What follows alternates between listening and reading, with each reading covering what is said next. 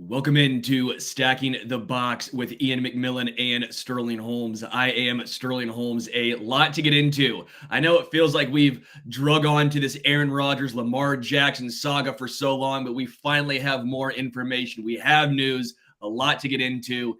Iain, how you doing? Doing well. Yeah, we have talked about Lamar Jackson now a few weeks in a row, but it seems like every time we do a show, there's more news related to it. So, it's once again the NFL is king, even though it's in the middle of the offseason, even though it's middle of March Madness. The Masters is coming up. NFL still dominates the news. Yes. What do you want to talk about? Lamar Jackson and Aaron Rodgers or Desmond Ridder and Mitchell Trubisky? Well, now I know the answer from Iain. He's going to say Desmond Ridder, but we're not going there. Or maybe we will. You'll just have to listen and find out. But with Lamar Jackson, we finally have some more news. He wants out. Lamar Jackson, according to him on his Twitter, on March 2nd, requested a trade. That is 26 days ago. Basically, the storyline is Baltimore isn't going to meet what he thinks he's worth. And Lamar says, I basically feel disrespected and I want out. Where do these two parties go from here? It's so hard to tell, man. I don't have any more answers than what I had last week because you kind of have to trade him, but it doesn't seem like anyone wants to trade. So if someone demands a trade and the relationship has been ruined, but then there's 31 teams out there and not a single team wants to trade for him, then where are we left? Do you just not play? Do you somehow go back with your tail between your legs and play another year for the Ravens? I don't know where it goes from here. Le'Veon Bell style. Just sit out. But I don't think that's the best interest of Lamar Jackson, a guy who's missed 11 games over the past 2 seasons, a man who has thrown 33 touchdown passes with 20 interceptions over the past 2 seasons. Lamar Jackson is a great talent, no denying it. But again, we've mentioned you have to have an offense that fits. But the Ravens offense is an offense that fits. John Harbaugh still says he believes that Lamar Jackson is going to be there week 1. He did go on to say you have to plan for all the contingencies. I'm pretty fired up about Lamar Jackson. Lamar is a great player. Lamar came back in great shape last year. He's fired up to play. That's Lamar Jackson I'm looking forward to seeing. Well, Harbaugh, I have something to tell you. It doesn't look like Lamar is going to be back. And this is what I was telling you, Iain, with talks with Matt Verderame.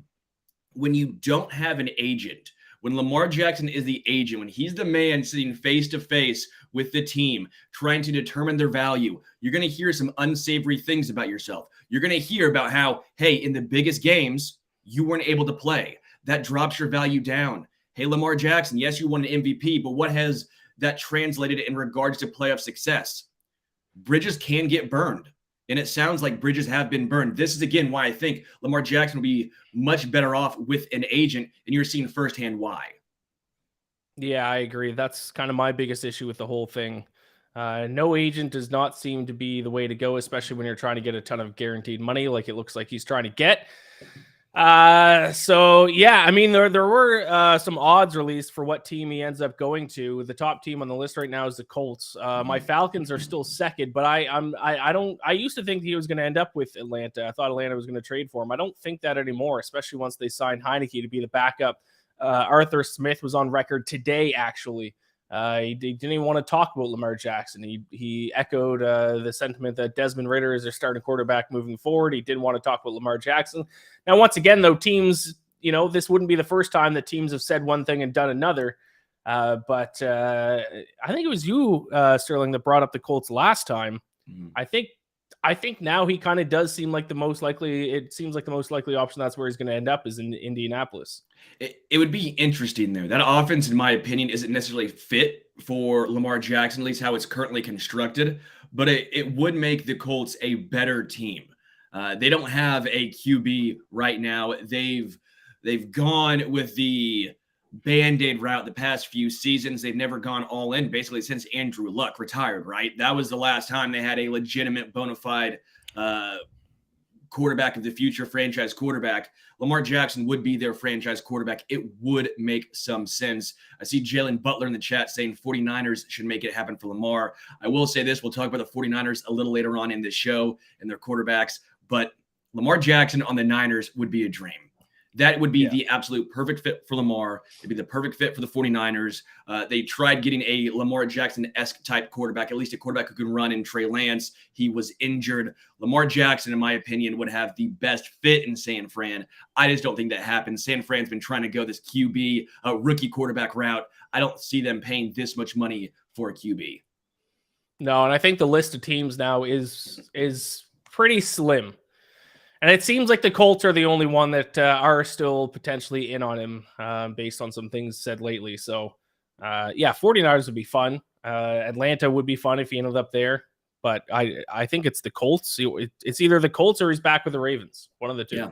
Why do you think Atlanta's out? Do you think they're actually that high on Desmond Ridder? Because for me, looking at this from a non-fan perspective, right? I know you're Atlanta guys, so you'll be more in the know than I am. But on the outside looking in, we understand that division's really, really poor. We understand that 9-10 wins would almost guarantee you going to the playoffs and hosting a playoff game in the division. Lamar Jackson probably gets Atlanta 9-10 wins almost as a lock. I don't see why they wouldn't make this move. I think a big reason why is because they've been in cap hell for the past couple of years. They've had no cap space, and now this offseason their cap finally opens up where they can really make some moves to help improve the team. And they've already taken a few steps this offseason. I think they're scared to, as the moment they get out of cap space hell, to then get right back into it by giving a quarterback a ton of money and a ton of guaranteed money as well. So I think it's more has to do with the cap space, and I think they do believe in Desmond Ridder. And then they have Taylor Heineke that they can slot in if things with Ridder don't go well. So I think they just go to cap hell, something they've been in for the past 5, 6, 7 seasons. They're probably hesitant to now jump right back into that by paying Lamar Jackson a ton of money, a guy who has had injury issues the past couple seasons, a guy who hasn't played at an MVP level since 2019. And I think that's what it comes down to for a lot of teams. That's a lot of guaranteed money to give a guy who has dealt with injury issues and who hasn't honestly played his best football over the past couple of years. Yeah, what's so interesting is everyone keeps pointing to, or at least Lamar Jackson pointing to the Deshaun Watson contract, trying to say that this is the new norm. This is the new norm for quarterbacks, or at least elite quarterbacks. At the time, Deshaun Watson, you can make the case, was an elite quarterback. That remains to be seen if he will ever get back to that level. But I think every other organization, every other team is saying, yeah, but that's the Browns. We're not Cleveland. We're not one of the most poorly run franchises in the NFL. We're not handing out this contract to you, to anyone. So I think it's a little bit of a misnomer where Lamar Jackson thinks that that's the new norm, and every other team saying is, no, that was the outlier. If it really comes down to only the Colts and the Ravens, you also have the Ravens in a tough spot. The Ravens, let me pull these numbers up for you really quickly. Without Lamar Jackson, when he has missed games, they are 3-9. When he is healthy, they are 45-16, the fourth best of any quarterback who debuted in the Super Bowl era, trailing only Patrick Mahomes, Tom Brady, and Roger Staubach. So you see what happens when he's healthy. Yeah, that Ravens team is built for him at quarterback. Yes. It's a great marriage. Without Lamar Jackson, you're looking at a bottom feeder. You're looking at a rebuilding team. I know people like to say, oh, Tyler Huntley. They were fine with Tyler Huntley. They crawled it to the finish line. Because they made the playoffs, people have these rose-colored glasses saying, well, they were fine. They made the playoffs. They went 3-9 without Lamar over the past 2 years. That's not going to cut it. So what do you think? Who's in a worse spot, Lamar Jackson or the Ravens?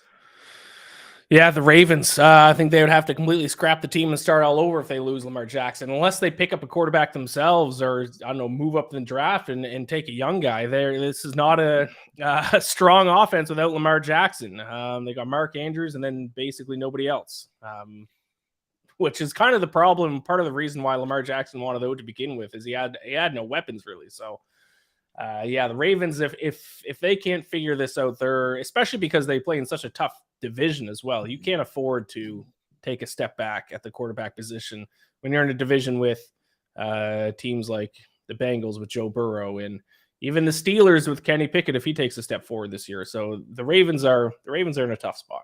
What I find fascinating is the receivers that were thrown in there with Lamar Jackson, outside of Mark Andrews, the tight end, because we will agree he's very talented. Yeah. this was Lamar on a rookie contract. This was Right. Lamar Jackson on a rookie contract where you're supposed to be able to surround him with the most talent possible. The Ravens were not able to do that. They took a shot on Hollywood Brown, didn't pan out. Then Hollywood Brown's now in Arizona. I just don't know how good the upside looks for the Ravens if they bring him back, because now you're going to have to pay him. You're not able to pay these wide receivers. You're not able to pay the defense, which was I don't know if you'd count it as elite, but very good over the past few years. You had a lot of veterans on that team.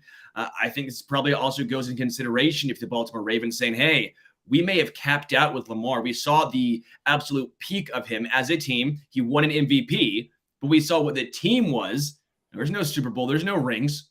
There's no deep playoff push. I wonder if that goes into consideration as well. Yeah. Certainly could. Just while you were talking, it made me think, if a Lamar Jackson trade gets done, could it happen on NFL draft day? Could it involve the Colts? Because then the Ravens would be in position to draft a quarterback and try that experience all over again.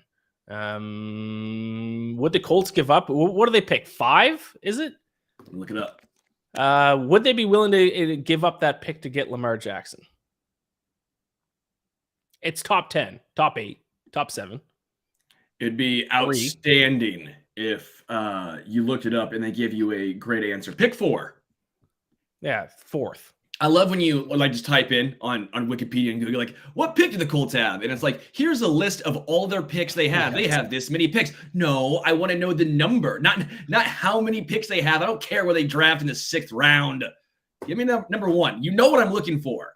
Come on. I need to go back to Ask Jeeves. Bill chimes in, the Ravens should scrap their offense and start over. This experiment simply didn't work as their playoff failures prove that. Yeah, I mean, if they can't get it done, then they have to. Yeah, maybe agree. They should. And maybe they should start doing that by trading Lamar Jackson to the Colts for the number 4 overall pick, draft a quarterback, and start from there. Well, and you could also make the case they don't even have to. They can give up their they give him that contract, right? Because it was a unrestricted free agent, whatever the tag was that was put on him. It was on the lower number, so he can actually talk with other teams, and that gives the Ravens a chance to either match or they get 2 first-round draft picks in return. I'm not 100% sure on the compensation. I don't know if those 2 first-round draft picks, I would assume it would be the following season, right? And you'd assume then the Colts wouldn't have pick number 4. So in a legitimate reality, they could keep number 4 and still get Lamar Jackson. Now, do you want to do that? Do you want to keep number 4 if you're not drafting a quarterback? That would remain to be seen. But that's also a route I think the Colts could take a look at. And if you're the Ravens, you're still getting those 2 first-round draft picks, but you're probably not getting your quarterback at least for another season. Yeah. Which could be an option as well. Let's take a look at the 49ers, because the NFC is not good, but there's 2 teams in the NFC that are very good. We know the 49ers and the Eagles. John Lynch came out and said Brock Purdy earned the right to start for the 49ers. Is that the right move? I absolutely think it is. Now I know what your answer to this question is going to be, because you're a big Trey Lance. You're the captain of the Trey Lance fan club.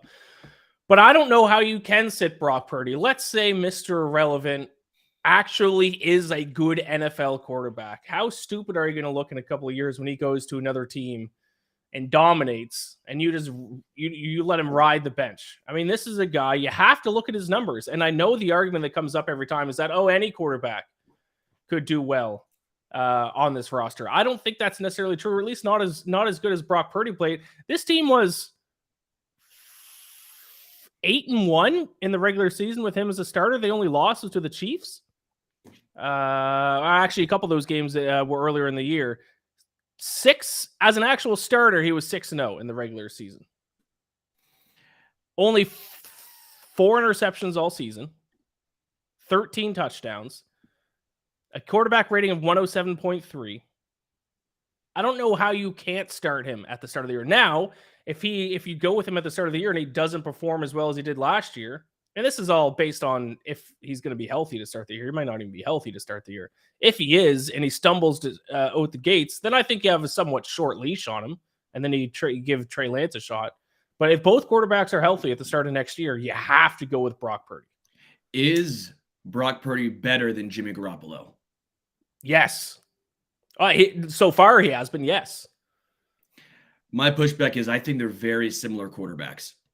You can make the case that Brock Purdy's on a rookie contract, so it makes more sense. But the 49ers showed they're trying to move away from that style of quarterback. They want to get more athletic, and they want to have the ability to run the football at QB. Trey Lance does that. They told you what they're trying to do. I know what they're saying right now is different, but I think if Trey Lance is healthy and Brock Purdy is healthy, they go with Trey Lance. The reason being, he opens up that offense more. Brock Purdy was fine. I'm not saying Brock Purdy's a bum. I'm not saying Brock Purdy can't get it done or he's a bad quarterback. I'm saying most quarterbacks in that offense will find success. Nick Mullins looked okay in that offense. Let's be real now. Wow, he looked okay for a game or two, but he's not in San Francisco anymore. There's a reason why, because he ended up sucking after. And there was a reason why Brock Purdy was drafted where he was drafted. Sure, there's misses. I know someone inevitably is going to yell, "Well, Tom Brady." Right. For every Tom Brady, how many non-Tom Bradys have there been? We always point to the one, not the 99.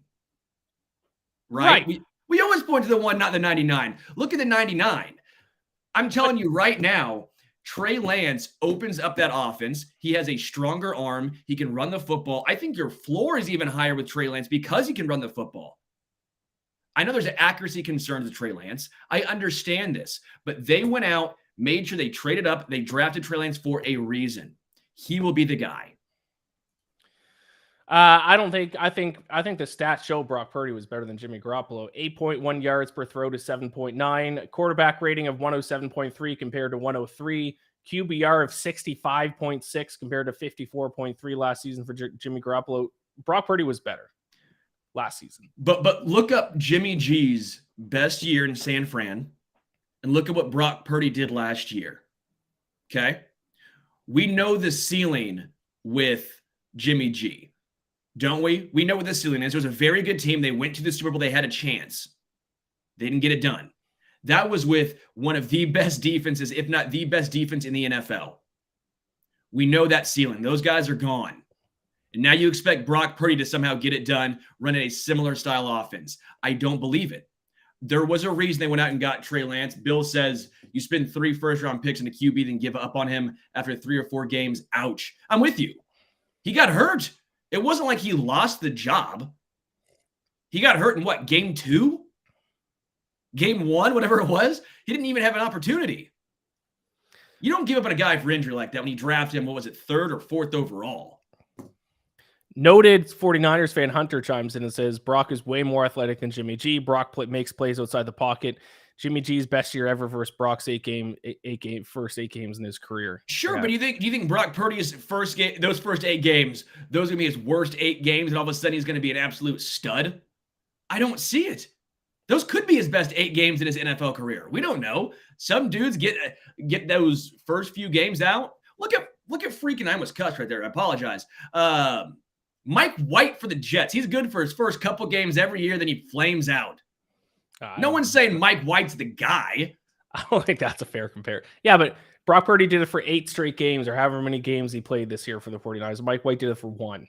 Sure. I'm just not going to buy into this Brock Purdy hype. San Fran fans want to make you believe he's Tom Brady. I don't think he's that guy. I think he's closer to Jimmy G than he is to some elite quarterback in the NFL. You're the captain of the Trey Lance fan club. Hunter is the captain of the Brock Purdy fan club. Because I like Brock Purdy as well. Hunter thinks he's the second best quarterback in the NFC, which that's just kind of insane. So, but yeah, it'll be interesting to see what happens with the quarterback situation in San Francisco. I think they have to keep riding Brock Purdy. But once again, this point might be, not even worth mentioning because he might just be hurt at the start of the year. He might not be ready to go. And if that's the case, then obviously you go with Trey Lance and see what you get with him. And then if he doesn't work out, maybe Brock Purdy will be healthy by midseason and you put him back in that role. So we'll see. I'm not saying Brock Purdy. Now Hunter's trolling. Okay, Hunter, I get you. I get it, Hunter. Sterling doesn't get NFC West games in KC. Nah, he's not Brady. He's Mahomes. Hunter, you better cut this out. I'll find you. Hilarious. and we'll have a nice sit-down conversation over some KC Beer Co. and drink some beer. But no, again, I just think you know what you have with these guys, and they're trying to open up this offense. I think if anyone can, Kyle Shanahan can.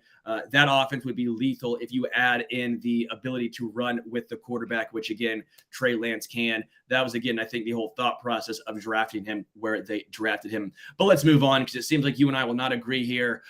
Is the first overall pick slightly overrated? I think yes, unless there's a clear-cut generational talent, which, to be honest, even though a lot of the time those ones don't work out. But yeah, I think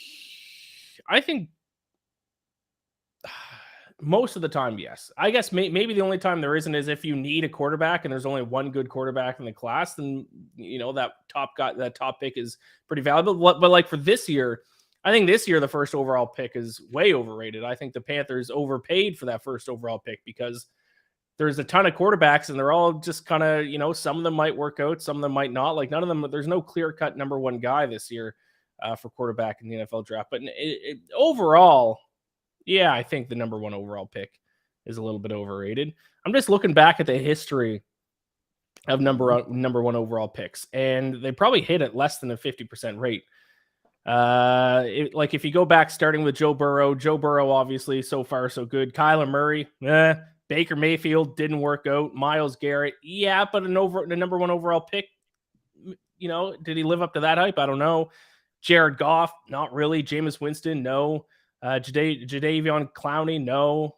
Eric Fisher, yes, I guess. That was a bad draft. 2013 was horrible. So I actually did this on the radio show, which those of you that don't know, I do a radio show on ESPN Kansas City in 810. And I went through this in my head, and then I brought the question out, and I think it poses a really good answer, which is it's very overrated. Unless there is a slam dunk consensus number one quarterback, I think it's overrated. Now, Joe Burrow, there was no concerns about Joe Burrow going from college to the NFL. He was the guy, correct? Yes. Trevor Lawrence was the guy, correct? There weren't any concerns. He had the height. He had the arm talent. No concerns. Correct. But let's look back at guys like Kyler Murray. Were there concerns with Kyler Murray? Yes. Height-wise specifically, right? Baker Mayfield. Were there concerns with Baker Mayfield? I think there was some off-the-field stuff. There were some concerns about what he could be. There were concerns. I don't think he was the consensus number one guy. I think Jared Goff was when Jared Goff came out. Jared Goff was one of the question marks. Jameis Winston, I don't think was the consensus number one guy based on some of his stuff. Him, Marcus Mariota, I think you saw some issues, right? Those guys weren't slam dunk, just locks, right? They were not locks. Right. You have to go back to Andrew Luck and then Cam Newton the year before you find more slam dunks. Sam Bradford, I wouldn't say was a slam dunk. I just found this very interesting because we like to pretend that if you draft number one overall, you are guaranteed getting a franchise-altering quarterback. That's not the case. The Bears drafted second overall, and they drafted Trubisky. Right. We see it all the time. One of the first quarterbacks drafted in one of these was Blake Bortles. I feel the number one overall draft pick is so overrated when there's not a consensus Trevor Lawrence, Andrew Luck, Joe Burrow type quarterback up there. You put way too much value and there's too much risk. Is Bryce Young the obvious number one choice? Are there concerns? There's concerns. CJ Stroud, concerns. Will Levis, Anthony Richardson, obviously concerns. I think Carolina would have been better off staying where they're at or maybe trading up to 4 or 5. Yeah, I agree. Going all the way to 1, I don't understand it. Shout out to Jamarcus Russell back in 2007. What a bust that was. Yeah. Matt Stafford in 2009. You can go back there. Alex Smith in 2005. Eli Manning in 2004. Tim Couch, 1999. I mean, you obviously have some guys, but it almost feels like, you know what's funny? The more we've gone on throughout history, the closer we are to now, there's more variance. Yes. There's more variance now. It's very interesting. I'm almost talking specifically at quarterback, right? I'm not taking edge or offensive tackle. Again, when the Chiefs had the number one overall draft pick, Eric Fisher was probably the best option. There wasn't a good option. You weren't taking EJ Manuel. It just wasn't going to happen. Yeah, that 2013 draft was not great. So now I pose the question. I'm looking at it now. Oh my God, that draft was bad. Yeah, the first 15 picks, you're sitting here going, oh my gosh. Eric Fisher, Luke Jokel, Deion Jordan, Lane Johnson, Ezekiel Ansah, Barkevius Mingo, Jonathan Cooper, Tavon Austin, D. Milner, Chance Warmark, DJ Fluker, DJ Hayden. Whoa, not good. When you get Barkevius Mingo as probably a top 15 pick, not a deep draft class. No. All right, so that again, I'm going to ask you this. What should Carolina have done? What should Carolina do or should have done instead of trading to get number one, if you and I both agree is overrated? I think what you said earlier was more like traded, and now it's hard. It's so hard to say because maybe they've reached out to the teams at number 2, number 3, number 4, number 5, and maybe they couldn't get a deal done with any of those. And the only team that was willing to talk trade with them was the Bears at number 1. And if that's the case, I mean, if you got to go get a quarterback, you got to do what you got to do. But in an ideal world for them, would have been like 4th overall, 5th overall, and try to get whatever quarterbacks left over. Because like I said earlier, I think the quarterbacks in this draft class are all kind of, similar. Obviously, once time goes on, we'll know which ones were good and which ones weren't. But right now, it's like, is there a huge difference between any of them? I don't really think so. And that's my point. Is there a big difference between CJ Stroud and Bryce Young? Right. I don't see it, at least right now. And again, maybe the Carolina Panthers see something that we don't. Obviously, they're more in tune. Right. They'll know more than we do. I'm not going to sit here and pretend like I know more than an entire organization in the NFL. That's asinine. I'm not going to project that. But I am saying, based on history and the historical nature of what we just went through, it seems like a foolhardy endeavor to trade up to number 1. You're giving up way too much capital. Let's move on to into the future, number 3. The Jets GM came out and said, no rush on Aaron Rodgers. Also, Lamar Jackson is not an option. How weird is this whole situation? I don't think it's that weird, to be honest. When Aaron Rodgers came out and said he intends to play for the Jets, that then put the ball in the Packers' court, and they kind of had the power in the trade negotiations with the Jets. So now the Jets need to try to get some of that power back, and they do that by slow playing this, because once the Packers got the power in the trade deal by Aaron Rodgers basically saying he's not going to play for Green Bay, then they could just sit there and demand whatever they wanted. But now if the Jets hold out and they take a while, the Packers eventually need to move Aaron Rodgers because he said he's not going to play for them. So I think it's just a negotiation tactic. Lamar Jackson not being an option is a little bit more weird, but still it comes back to the same thing that we keep talking about with Lamar Jackson, is he wants a ton of guaranteed money and nobody wants to give it to him. I find this extremely weird. I find this very, very weird. First off, let's start with the Packers side of things, okay? Apparently, the GM for the Packers tried to reach out to him, and Aaron Rodgers basically ghosted him. And I know what you're saying. No, Aaron Rodgers is not a 17-year-old girl. It's a 39-year-old man in the NFL. What the GM of the Packers said, I was really looking forward to the conversation with Aaron to see how he fit into this. Those never transpired. There came a time where we had to make some decisions. So we went through his representatives to try and talk to him about where we're going with our team. At that point, they informed us he would like to be traded to the Jets. He went on to say our inability to reach him or for him to respond in any way, at that point, I had to do my job and basically understand who was interested for a trade. Now, that's the side of the Packers and their GM. Here's what Aaron Rodgers said. I wish that in the beginning of the offseason, there had been some conversation, because I love direct communication. If they had just said, listen, we think it's time to move in a different direction. We love you. You're going to be a Packer Hall of Famer. You're going into the Hall as a Packer. We're going to retire your number, whatever it might be, but it's time to move on. I would have said, thank you so much just for telling me that. I really, really appreciate it. That means the world to me, et cetera, et cetera, et cetera. Sounds like Aaron Rodgers is lying. That's what it sounds like. You can take either side. You can take the Packers side and the GM. You can take Aaron Rodgers' side. But if I'm taking a side, I'm taking the guy or the team that has more credibility, not the dude that goes in darkness retreats. Yeah, that part of the situation is weird. I just thought you meant what the Jets GM said, no rush on Aaron Rodgers. Everything Aaron Rodgers himself does is weird. The whole thing is weird. Everything he's done for the past couple of years is weird. The whole remember when he showed his foot on camera? I don't know, like he said he pretended like he had a foot. He's a weird guy. I just find this whole thing interesting in the fact as well. What if the Packers say no? What if they don't acquiesce? What if they say, you know what? Jordan Love's our QB. You're the backup, Aaron. I get it. That's a lot of money for a backup. He's currently already on your books.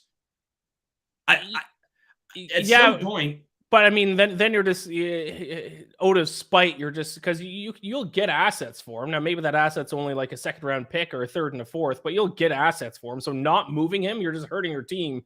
Because for a third and a fourth, tell him to kick rocks. Tell him to pound sand. What if that third round pick turns out to be the next Jerry Rice?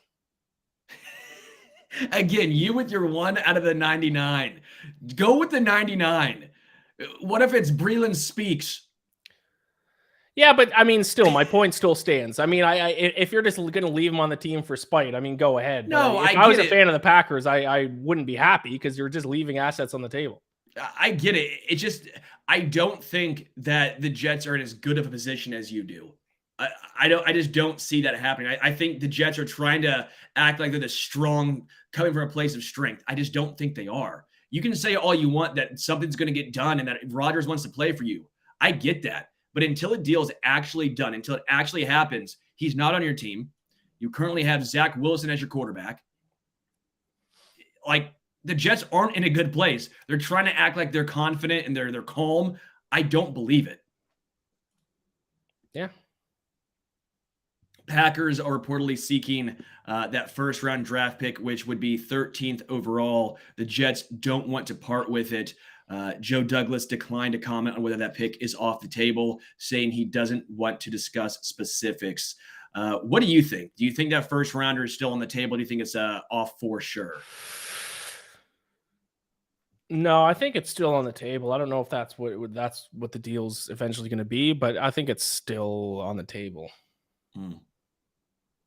Yeah, I just think something needs to be done sooner rather than later. Maybe I'm getting too antsy. Maybe I'm tired of hearing and talking about Aaron Rodgers, but I would not be confident. I would not be content if I were a Jets fan until the deal finally goes through. If there was anyone who would say, you know what, screw it, I'm going to retire, it would be Aaron Rodgers. If there's anyone who was going to make it about him and you finally think you have a trade deal in place and he goes, you know what, I'm done. I'm going to Arizona on a peyote trip or something like that. It'd be Rodgers. So yes. Until something gets done, I would be a little nervous. Yeah. I also want this deal to go through just because I do think it would be hilarious if they start off 1-2, 0-3. Rodgers tells that New York media to relax. It's not going to go over well. He doesn't have that Super Bowl. He doesn't have those MVPs. Those are with the Packers. You tell Jets fans to relax after you start off doing anything poor. It's going to be a darkness retreat in the middle of the season. It's going to be very intriguing. It's going to be a beautiful disaster. Let's get into the future. Number 4. Who had the best offseason so far? I say the Chicago Bears so far. I think they got a lot for that number 1 overall pick. I think they strengthened a lot of areas of their team, including the run defense, Tremaine Edmonds, TJ Edwards. They got Justin Fields, a new weapon, DJ Moore might be one of the most underrated receivers in the NFL. So I'm interested to see how that works out. They added to the offensive line with Nate Davis. So I think they improved in a lot of different areas. I still think they have a lot of work to do. But those we'll see them put those extra draft picks to use here. Obviously, their success is going to come down to what happens in the draft for them. But I say so far, I think the Chicago Bears. But it did take me a lot to not just put my Atlanta Falcons. But I didn't want to be too biased, so I'll say the Bears. I actually have the Bears at number 2. For all the reasons you laid out. I think the Bears did a phenomenal job this offseason. I really liked it. And you actually now get a chance to see, is Justin Fields your franchise quarterback? Is he the guy going forward? I think they made the right decision trading out of it. I don't know if Bryce Young or CJ Stroud, as we mentioned, I don't think they're slam dunk picks. I don't think it's guaranteed. You kind of know what you have with Justin Fields, but he hasn't really had a great opportunity. So now you're giving him the opportunity. You saw some glimpses, some flashes last year. I think they made the right decision. So I like that. Third, I put Cincinnati Bengals because I love the Orlando Brown Jr. move. I think that move was very underrated. I know some Chiefs fans are going to yell at me saying, but the pressures. They needed a left tackle. They got him on a very cheap deal. I think Orlando Brown Jr. is underrated to an extent. He was either loved or hated here in Kansas City. I think he was a little underrated personally. So I think that's a good move. But overall, my number one offseason for the team is the Houston Texans. That was surprising to me that you said the Texans. You might be saying, why? Why the Houston Texans? They're not going to be good. I'm not saying they're going to be good, but they got a lot better. When we talk about the biggest improvement, it's not who got the best players, who's going to have the biggest jump in wins, but who improved the most. Number 2 overall draft pick. And they added Noah Brown, Dalton Schultz is probably the best tight end on the open market, right? Would you agree Dalton Schultz is probably the best tight end? Yes.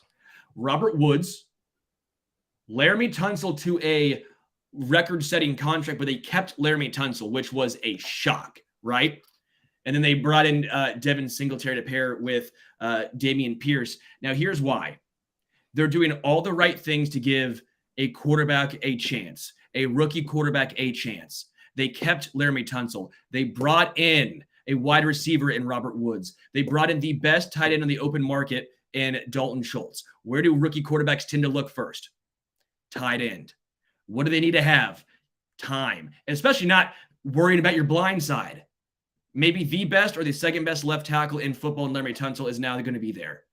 This is a great offseason for the Texans. They're going to give their quarterback a chance. It's unlike what the Bears did when they just threw Justin Fields into the flame. Now the Bears are trying to see, hey, let's give him some time, give him something.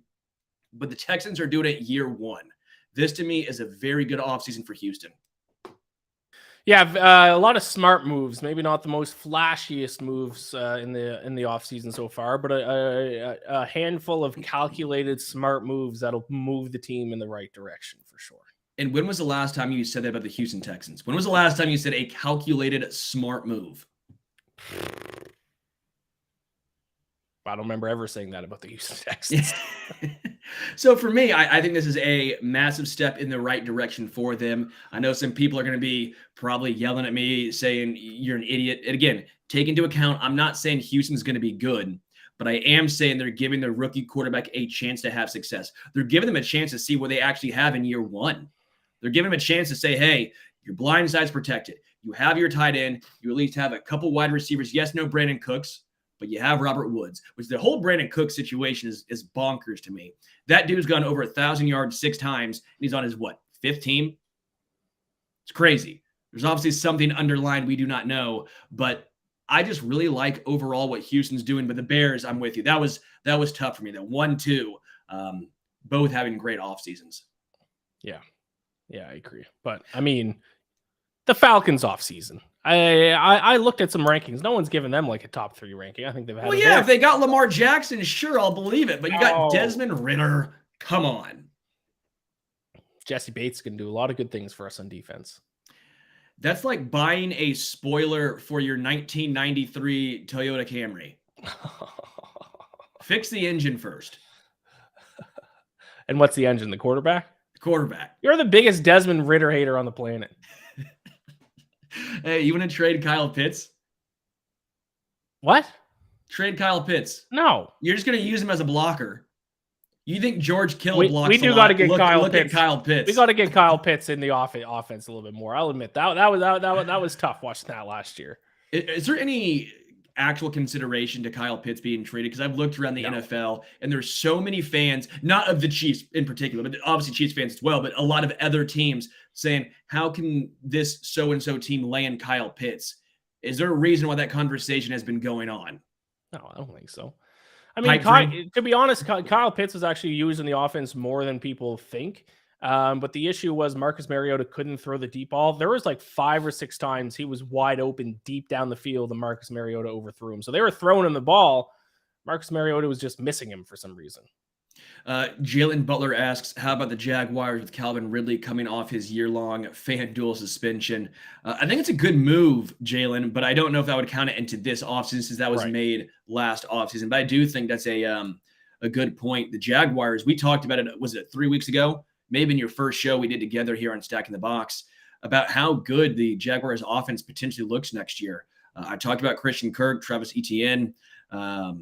They went out and brought back Evan Ingram, who's finally being able to stay healthy and have massive success at tight end for the Jags. Trevor Lawrence with Doug Peterson taking a huge step forward. How good do you think Calvin Ridley is next year, Iain? Because a lot of guys with a year or two off or a year and some change off, it's drastic, right? It's not that you're not the same player as you once were. What do you think happened with Calvin? I think he will be good. I mean, he's still young. I brought up questions about his motivation to play because at the time that we talked about this last, I didn't know why he left the Falcons organization because that happened before the whole suspension. Like halfway through the season, he just stopped playing for us. But then after that, he wrote that article on the Players Tribune, which was a very good article, great read, and it kind of broke down why he left the team in the middle of the season. So yeah, I think as long as Calvin Ridley is in the right headspace to play this year, I think he's going to have a good season. He's still an extremely young player. How old is he? Like 24 now, maybe? I'll look it up right now. Calvin Ridley. Oh, 28. He's older than I thought. That's surprising. You got to realize NBA players are different. NFL and NBA is just so different. You look at, let's look at Andrew Wiggins, for example. You remember Andrew Wiggins for KU? Canadian. Of course I remember. He just turned 28. Okay, that's shocking. If you want to ever feel bad about what you're doing in life, look up NBA players. That guy was drafted in 2014. 9 years in the NBA. He just turned 28. Then you look at Calvin Ridley. He's played what? 2.5 years? And he's 28. Well, Calvin Ridley actually was on the Falcons longer than I thought. His rookie season was 2018. I guess time just flies. It's just so different, NBA and NFL, but yeah. Yeah. So my point though is I think he'll be fine in Jacksonville. I think he'll do well. Let's go to the quick hitters. Are you watching all 7 rounds of the NFL draft in or out? I'm out. I'll watch the first round, and the first round I will watch, like I will sit there and watch it. The second day, which I think is it just round 2 or is it round 2 and round 3? The second day, I'll have it on in the background. And then after that, I don't even tune in. I'll check in to see who the Falcons have selected. But if you sit down and actually sit down and pay attention and watch every single pick of the NFL draft, that's insane. I think I'm going to the NFL draft. It's in Kansas City this year. So how much I have to do for radio will also depend on how much I will be paying attention in the later rounds. If I'm there breaking down the picks, I'll be watching all 7 rounds. If not, my phone will be a great reprieve and I will check it there. Yes. Once you get to the 4th, 5th, 6th, 7th round, maybe even just 5th, 6th, and 7th, third day, it gets a lot, man. It's just a lot to go through.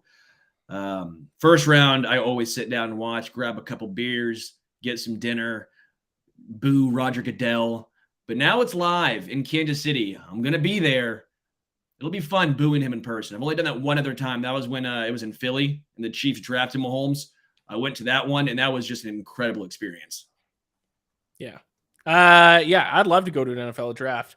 It's too bad, at least for me, that it's not still in New York because it used to be here in New York every year. So it has not been here since I've lived here. So I wouldn't mind going to an NFL draft at some point, though. Could have came down to Philly. It's an hour and a half away. Yeah, could have. I don't know if I'd travel for the NFL draft. If it's in the city I'm in, I think I'd go. I don't think I'm traveling to go watch it. I will say this because I know we have a lot of Kansas City listeners here. It's so fun. The NFL draft is a phenomenal experience. Again, I went to the one in Philly, so I have no idea what it's going to be here in Kansas City, the differences or any of that. But it was a well put on event. It was free. You don't have to pay. I think you have to have a ticket. Like you have to go online and download something. But man, is it fun? There's a lot of different events there, cool merchandise.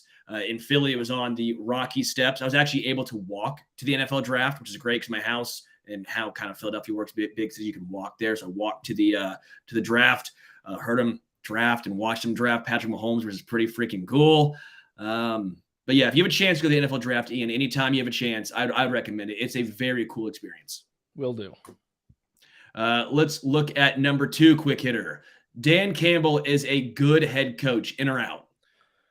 I'm actually out. I'm not huge on Dan Campbell. I think he's a great leader of men. He's a motivator. He's fun to watch. In terms of his actual coaching ability, I still don't know. I mean, he's gotten a lot of credit for how the Lions did last year in a season that they didn't make the playoffs in. His players seem to love him. His play calling at times has been questionable. His defenses that have existed under his tenure have been absolutely terrible. So I'm out for now. Give me your kneecap. I am in. I don't care. A good head coach isn't just play calling. It's who do you have underneath you? Who can you bring in? Do your players like you? Do they respect you? Can you get the best out of your players? Sure, their defense was bad. They didn't have great players defensively.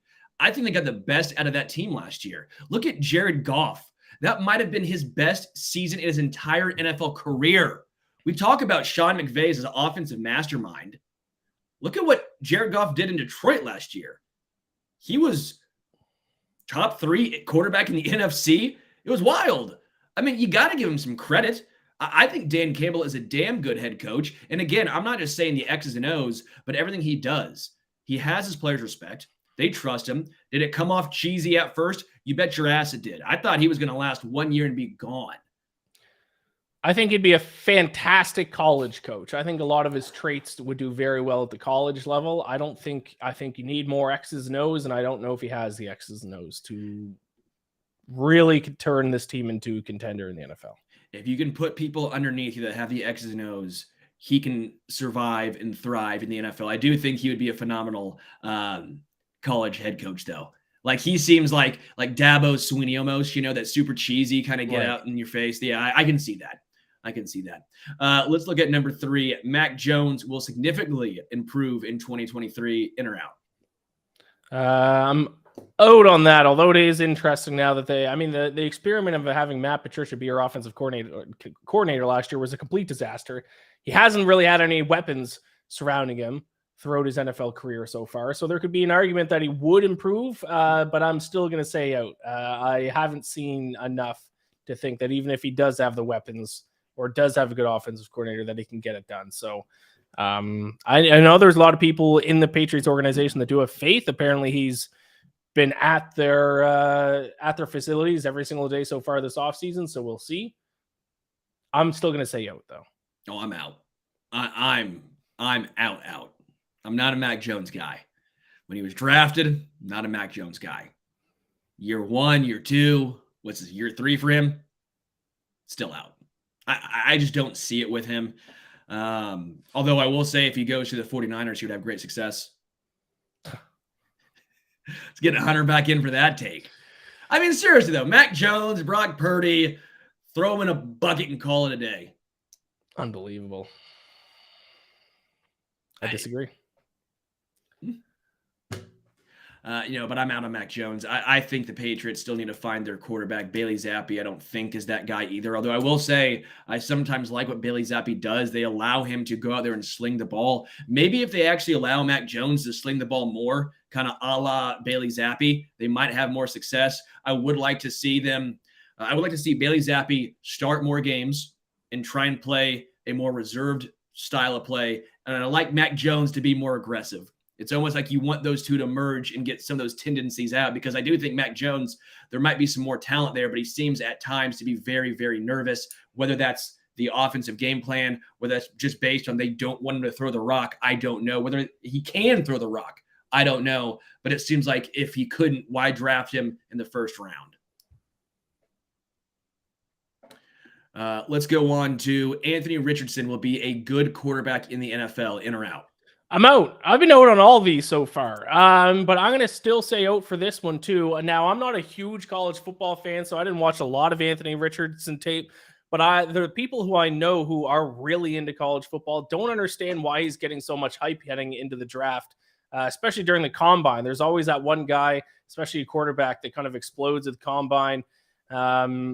that guy seems to have been Anthony Richardson. There's still some people saying he might go first overall in the draft. But the people who I trust, who are big college football fans, at the end of the day, I think you have to evaluate a player based on how they perform on game day. And the people who I trust are shocked that he's getting as much hype as he is. Yeah, I'm a Mizzou guy.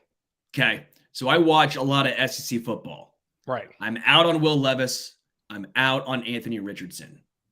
I just don't see it. Could they be starting quarterbacks, back-end guys in the NFL? Probably. But I don't see them being this franchise-altering quarterback that takes you to the next level. If you look through the historical nature of NFL drafts, how often are there game-changing, franchise-altering quarterbacks in each draft? One, maybe two, right? Right. I think Bryce Young and C.J. Stroud, that's where I'm hitching my wagon. I'm not saying Anthony Richardson has no chance. I'm not saying that Will Levis has no chance. Just if it were me, I would go with Bryce Young or C.J. Stroud. But even those two guys, I have a lot of questions about. I'm not super thrilled about this quarterback class, in my opinion. It's not the same as the Trey Lance, Trevor Lawrence. Even Zach Wilson had a lot of talent that jumped off at you. I would be a little wary drafting Anthony Richardson in the top 5. Who would you rather take between Richardson and Levis? That's a really good question. I think it depends on your offense. If I'm the Ravens, I'm going Richardson. If I'm the Baltimore Ravens, or for example, I know the Falcons aren't going for a quarterback. I think Richardson would make a lot of sense on a team like the Falcons. If you're the 49ers, Richardson would make a lot of sense, right? I think you want to have that run guy who can open up your offense a little more. Will Levis has a very strong arm, but I watched him. I know they beat my Missouri Tigers in Columbia. I was there. It was the worst penalty, in my opinion, of all time. I mean, does a tackle box literally go back all the way from Kansas City to freaking St. Louis? That punt was just, don't get me started, Iain, or else I'm going to flip a switch over here. But Will Levis he doesn't jump off at you. At least he never jumped off at me. Missouri had some very good defensive players. I mean, hell, they held Georgia to 23 points? 26 points, something like that. I think Georgia even said that was maybe the toughest team they played all season long, at least defensively. But I just don't see it with Will Levis. I'd probably say I would take Richardson over Levis personally. Okay. Interesting. Yeah. Do you have any take there? Do you have anything? Haven't watched enough. I'm not really a big college football guy. So, I mean, I think I would say Richardson, but I didn't watch enough for it to be an educated take. Yeah, big SEC guy, which it's fun, but depressing as a Mizzou fan.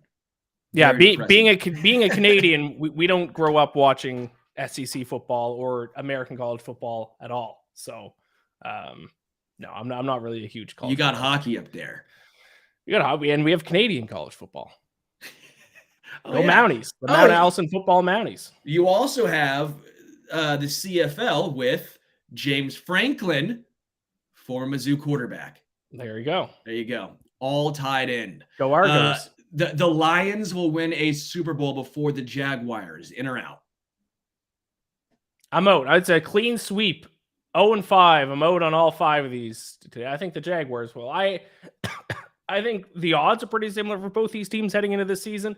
The Jaguars, I will say, do obviously have a much tougher path to the Super Bowl with how stacked the AFC is. Lions are a cursed franchise. They're one of the most cursed franchises in professional sports. Like I said earlier, I don't trust in Dan Campbell. I don't think Jared Goff is as good as he looked this past season. So, I mean, unless neither of these teams win the Super Bowl for if it's 20 years and the teams look completely different than they do now, based on the current teams, I'll take the Jaguars. Man, this is really tough for me. I really like the Jaguars. They're a very talented team. I love Doug Peterson. If you know me, I was irritated when the Eagles fired him. Obviously, it worked out for the Eagles. They knew what they were doing. Who would have thought an NFL team actually knows what they're doing? Crazy, right? But I love Doug Peterson. I think he's a great head coach.